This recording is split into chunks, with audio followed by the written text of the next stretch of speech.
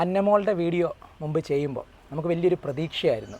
അന്നമോളെ പഠിപ്പിക്കാൻ സപ്പോർട്ട് ചെയ്യാൻ വേണ്ടി ദൈവം ഒരു വഴി കാണിച്ചു തരുമെന്ന്. കോളേജ് എക്സാം ഒക്കെ ഞാൻ മെഡിക്കൽ സെൻറ്റർ ഹോസ്പിറ്റലിൽ നിന്ന് പഠിക്കാനൊക്കെ ശ്രമിച്ചിരുന്നു. എനിക്ക് അവളെ ശ്രദ്ധിക്കാൻ, അവളുടെ പഠിക്കുന്ന കാര്യത്തിൽ ഒരു കാര്യത്തിലും എനിക്ക് സപ്പോർട്ട് ചെയ്യാൻ സാധിച്ചിട്ട് ഞങ്ങളുടെ പ്രതീക്ഷ അവൾ തന്നെയാണ്. അവളെന്നോട് പറഞ്ഞു, നല്ലൊരു മുറി അന്തരീക്ഷം ഉണ്ടായിരുന്നെങ്കിൽ ഫുൾ മാർക്ക് മേടിച്ചത്. ഒരു പോരാട്ടത്തിൻ്റെ കഥ അന്നയ്ക്ക് പറയാനുണ്ട്. പ്രതീക്ഷയാണല്ലോ നമ്മളെ മുമ്പോട്ട് നയിക്കുന്നത്. അങ്ങനെയാണല്ലോ ടീനിപ്കായുടെ പ്രൊജക്റ്റ് മുമ്പോട്ട് പോകുന്നത്. ദൈവം ഒരു ദൈവദൂതയെ കൃത്യമായിട്ട് കാണിച്ചു തന്നു. അന്നയെ പഠിപ്പിക്കാനായിട്ട് സപ്പോർട്ട് ചെയ്യാനായിട്ട് ഞങ്ങളുടെ മുമ്പിലേക്ക് വന്ന ആ ഒരു ദൈവദൂതയാണ് ഈ കാണുന്ന റീനു മാം. ആൾ കോച്ചാണ്, സ്പെഷ്യലി ഓൺട്രപ്രണേഴ്സിനെ, വുമൺ ഓൺട്രപ്രണേഴ്സിനെ കോച്ച് ചെയ്യുന്ന വ്യക്തിയാണ്.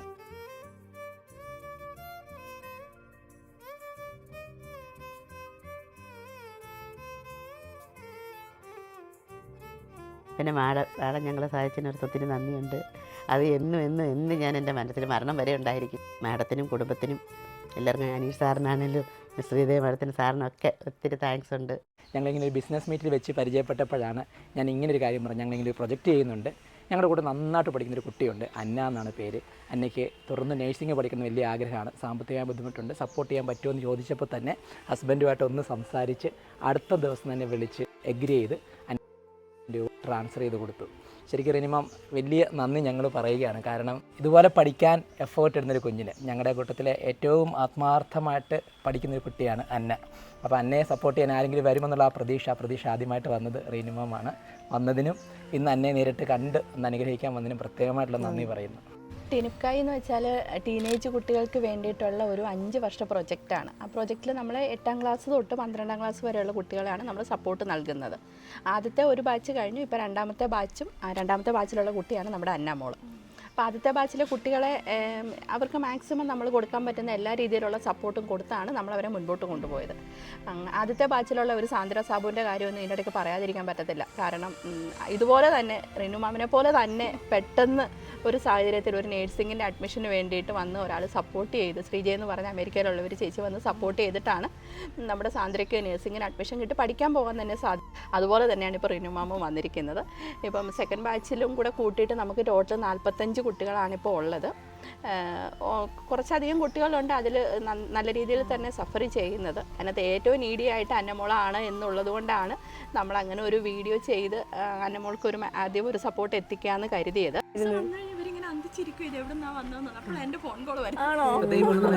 ഞങ്ങൾ ചോദിച്ചോണ്ടിരിക്കും ഇത് എവിടുന്ന് പെട്ടെന്ന്.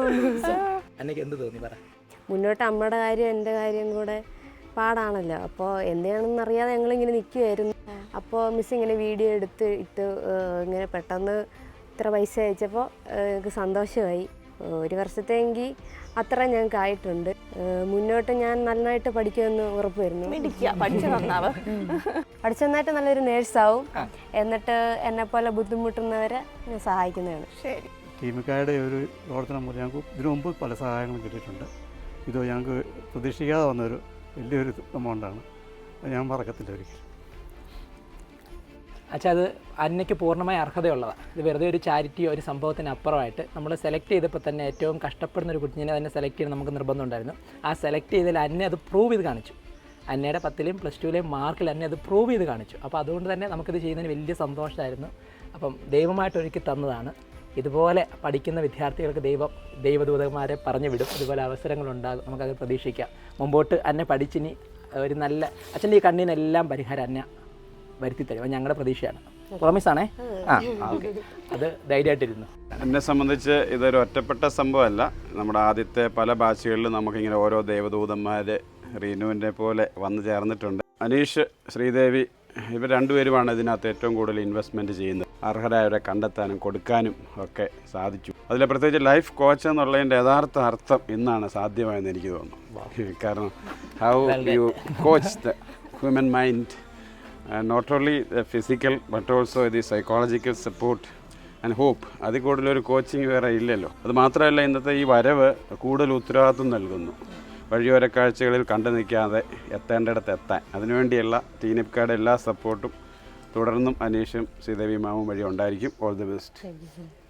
ശരിക്കും പ്രതീക്ഷയാണ്. കാരണം ടീനിപ്കായ് എന്ന് പറഞ്ഞ പ്രൊജക്റ്റ് നമ്മൾ സ്റ്റാർട്ട് ചെയ്യുമ്പോൾ ഒന്നുമില്ല, ഒരു 5 രൂപ പോലും കയ്യിലെടുക്കാനില്ലാതെ അനിൽ സാറിൻ്റെ കൗമാരകാലത്ത് ഒന്നും ഒരു സപ്പോർട്ടും കിട്ടിയില്ല എന്നൊക്കെ പറഞ്ഞ് അങ്ങനെ പറഞ്ഞു വന്നപ്പം അപ്പോൾ എനിക്ക് എൻ്റെ മൂത്ത മോളാണെങ്കിലും ഒരു ഡിസബിലിറ്റി ഉള്ള കുട്ടിയാണ്. അപ്പോൾ ഇങ്ങനെയൊക്കെ കുറേ കാര്യങ്ങൾ കണക്ട് ചെയ്ത് വന്നു, മാത്യു സാറിൻ്റെ അടുത്ത് അവതരിപ്പിച്ചു.